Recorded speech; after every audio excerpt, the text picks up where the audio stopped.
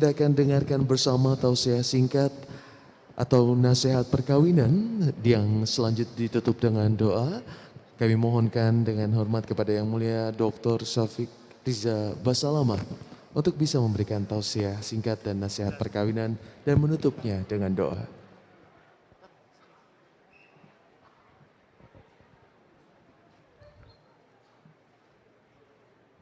Assalamualaikum warahmatullahi wabarakatuh.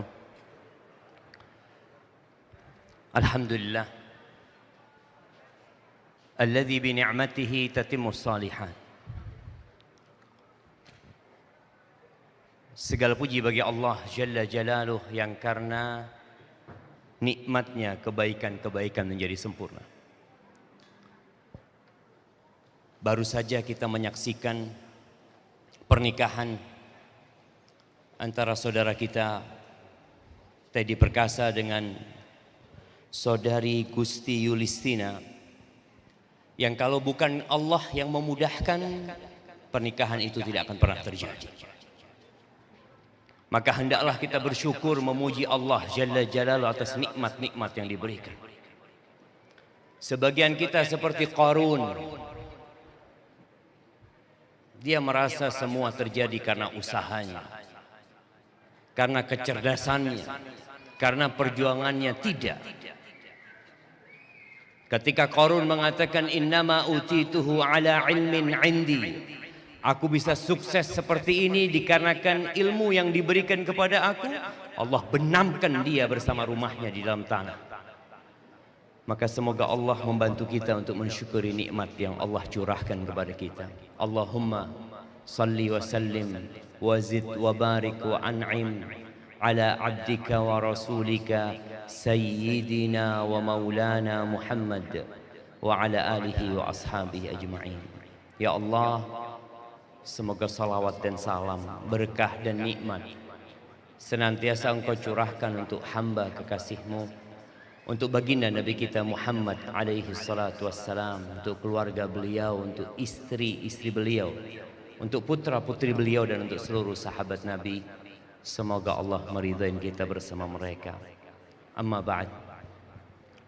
Jamaah rahimakumullah, khususnya saudaraku Teddy Perkasa bersama Gusti Yulistina Wardani, ana ucapkan barakallahu lakuma wa baraka alaikuma wa jama'a bainakuma fi khair. Pernikahan itu sangat sederhana sekali.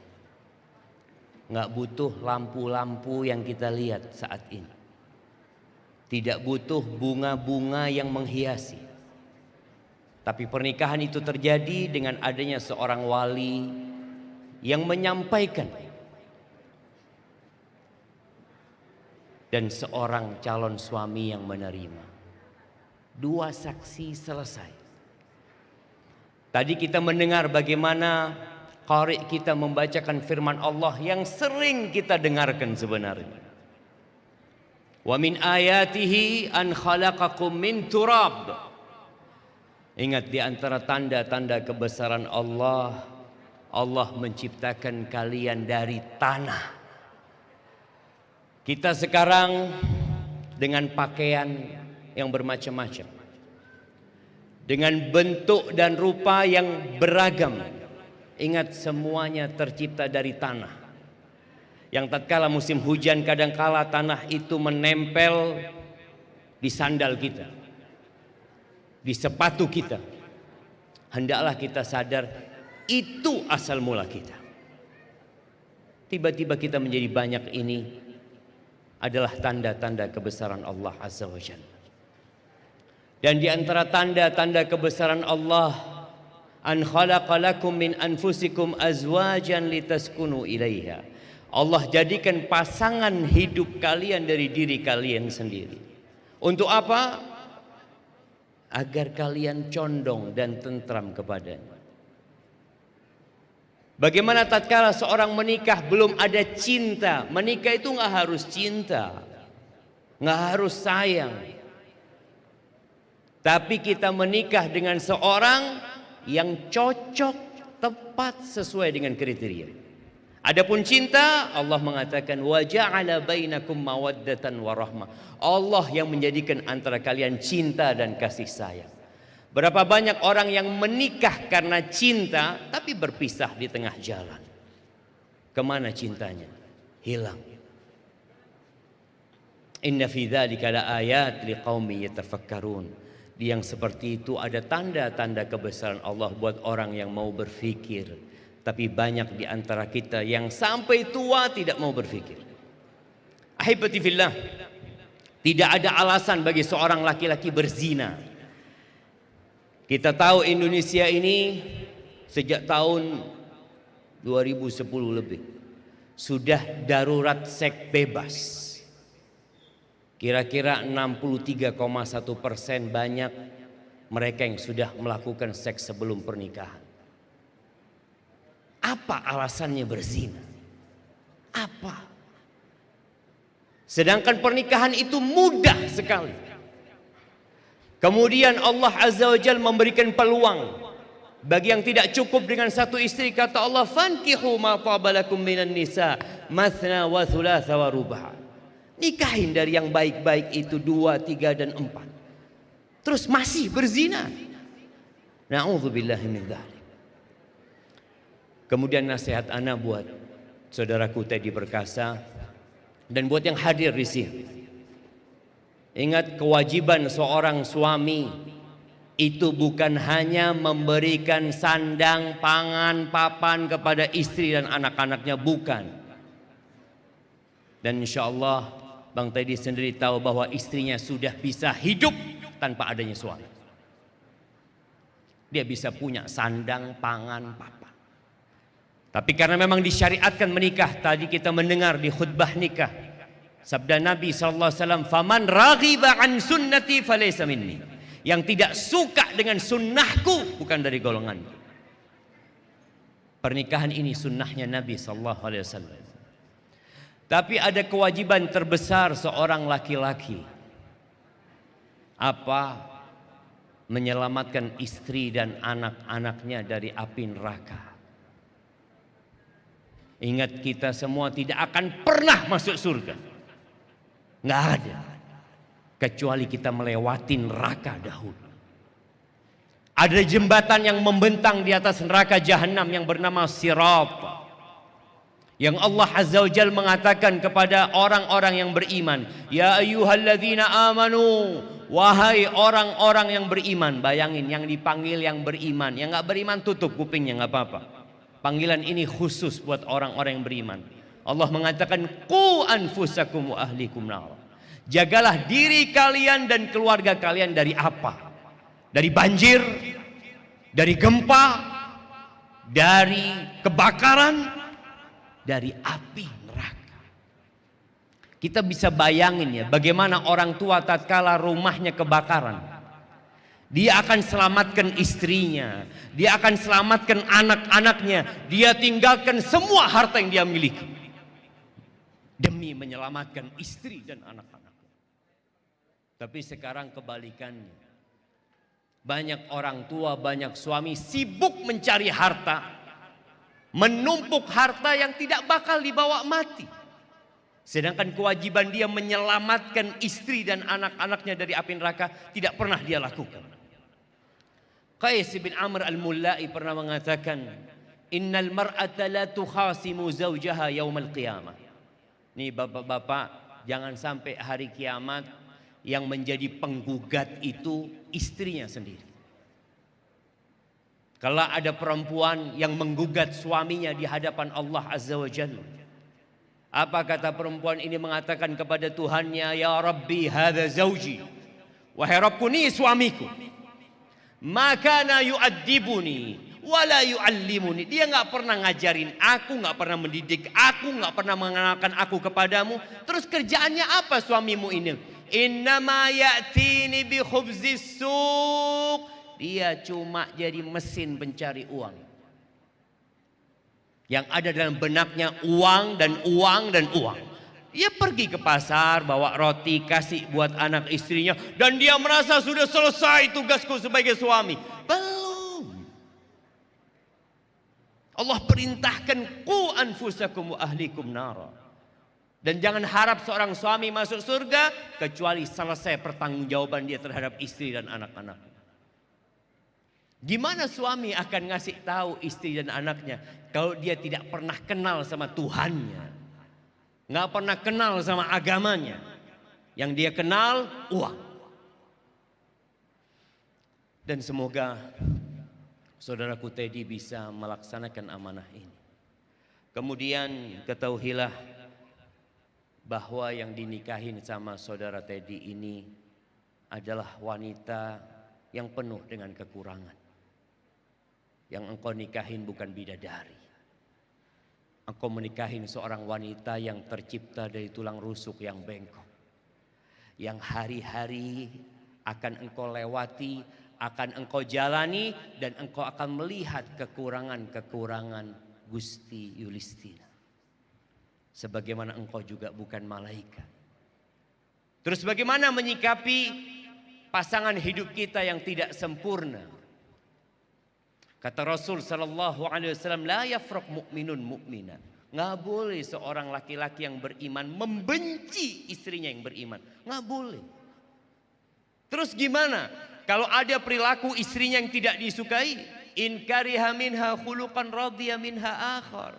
Kalau ada perilaku istrinya yang tidak disukai, lihat kepada kelebihannya. Kita semua bisa berkumpul di tempat ini. Kita bisa bekerja di sebuah tempat bersama karena kita tidak melihat kepada kekurangan. Kalau melihat kepada kekurangan, bubar pernikahan itu, jamaah. Dan Allah berpesan, wa ashiruhunna bil ma'ruf. Pergaulilah istri-istri kalian dengan cara yang patut, dengan yang ma'ruf. Fa in karihtumuhunna, kalau kalian benci sama istri kalian, ceraikan istri kalian, ganti istri yang baru. Lah, suruh sabar sama Allah. Fa in karihtumuhunna fa asa an takrahu syai'an wa yaj'al Allah fihi khairan katsira. Bisa jadi yang kalian benci ternyata di situ ada kelebihan dan kebaikan yang Allah ciptakan di sana. Maka hendaklah senantiasa melihat kepada kelebihan. Kemudian yang terakhir, siapa sih orang yang terbaik? Laki-laki yang terbaik. Sebagian kita di pandangan sohib-sohibnya itu baik. Di kantornya baik. Di perusahaannya baik. Ternyata standar orang baik itu adalah istri. Kata Nabi SAW, khairukum khairukum li ahli. Orang yang terbaik di antara kalian adalah yang paling baik sama keluarganya. Yang paling baik sama istrinya. Makanya ana dulu sering menyampaikan. Dulu di kepolisian itu ada SKKB. Surat keterangan kelakuan baik. Siapa yang mengeluarkan kepolisian? Tahu apa polisi dengan perilaku orang ini? Nggak tahu apa-apa. Cuma mungkin tidak ada catatan pidana atau apa, kriminal, dia nggak baik. Seharusnya surat itu ada tanda tangan istri. Karena yang tahu sama suami ini siapa? Istrinya. Kalau istri mengatakan suaminya baik, selesai sudah. Karena dia 24 jam bersama suaminya. Maka jadilah orang yang terbaik buat istrimu. Belajarlah bagaimana Rasulullah SAW ketika beliau menikah dengan seorang janda yang punya anak. Beliau menikah dengan Ummu Salamah, anaknya 3. Semua istri Nabi janda kecuali 1 yang gadis. Menikah dengan Khadijah yang sudah tua umurnya dan anaknya juga banyak, Khadijah radhiyallahu taala anha. Dengan melihat bagaimana Nabi SAW menjadi seorang suami, semoga rumah tangga menjadi lebih berkah. Barakallahu lak wa barak alaik wa jama'a bainakum fi khair. Adapun buat saudariku Yulistina, Agusti Yulistina, selesai masa jandamu. Engkau kembali menjalani hidup bersama suami yang baru. Maka nasihat ana seperti yang Nabi sampaikan kepada seorang wanita dari kalangan Ansar, ya. Beliau mengatakan, unduri aina anti lahu atau minhu. Lihat bagaimana sikapmu sama suamimu, engkau perhatikan. Kenapa? Fa innama huwa jannatuki au naruki. Suamimu itu surgamu atau nerakamu. Ketika seorang anak belum menikah, anak perempuan belum menikah, surga dan nerakanya orang tuanya. Tatkala dia menikah, tadi ada peralihan yang kita saksikan. Surga dan neraka seorang perempuan yang sudah menikah adalah suami. Kalau suami memerintahkan A, orang tua memerintahkan B, mana yang ditaati? Perintah suami. Kadang-kala ada orang tua yang marah sama putrinya, merasa putrinya sekarang durhaka. Engkau sebelum menikah nurut sama ayah, nurut sama ibu. Setelah menikah kenapa engkau jadi seperti ini? Sampaikan maafmu, ayah yang menyerahkan aku kepada laki-laki itu. Dan Allah mengangkat laki-laki itu sebagai qawwamuna 'alan nisa. Dia pemimpin-pemimpin yang harus ditaati dan dipatuhi. Maka lihat, banyak wanita yang masuk neraka bukan karena tidak sholat, bukan karena tidak rajin sedekah, bukan karena tidak puasa, tapi kata Nabi SAW, uritun nar fa idza aktsaru ahlihan nisa. Ditampakkan kepada api neraka, ternyata kebanyakan penghuni neraka wanita. Heran. Wanita ini masuk surga mudah. Tapi kenapa banyak di neraka? Kata Nabi SAW, idza shallatil mar'atu khamsaha. Kalau perempuan sholat yang 5 waktu, wasamat syahraha, dia puasa di bulan Ramadan. Wa ata'at zawjaha, taat patuh sama suaminya. Wa hafizat farjaha, dia menjaga kehormatan dirinya. Qila laha udkhulil jannah. Dikatakan kepada perempuan ini, silahkan masuk surga. Dari pintu mana saja yang dia inginkan. Ada pintu khusus buat orang-orang rajin puasa. Nih perempuan boleh masuk lewat sana. Ada pintu jihad, boleh dia masuk sana. Pintu manapun yang dia inginkan. Asalkan dia sholat 5 waktu, puasa Ramadan, taat sama suami, menjaga kehormatan dirinya. Tapi kenapa kebanyakan penghuni neraka itu perempuan? Ternyata bukan karena tidak sholat. Kata Nabi SAW, yakfurna. Perempuan-perempuan itu kafir. Gimana kafir? Ayakfurna billah, mereka kufur sama Allah? Bukan. Yakfurnal ashir wa yakfurnal ihsan. Perempuan itu kufur sama suami. Kufur sama kebaikan-kebaikan suami. Maka hati-hati perempuan yang rajin ibadah. Jangan terkecoh dengan ibadahmu kalau ternyata engkau kufur sama suami. Sampai kata Nabi SAW nih, lau ahsanta ila ihdahunna dahr, kalau engkau berbuat baik kepada istrimu, salah satu dari perempuan-perempuan itu 1 tahun full engkau berbuat baik. Lalu istrimu melihat satu kesalahanmu, perempuan itu akan mengatakan, ma ra'aitu minka khairan qad, enggak pernah engkau menyenangkan hatiku. Enggak pernah aku melihat satu pun kebaikan dari. Maka hati-hati dengan sifatnya. Maka lu istrinya lihatlah kepada kelebihan suamimu. Terimalah suamimu apa adanya. Memang seperti itu suami. Kemudian yang terakhir,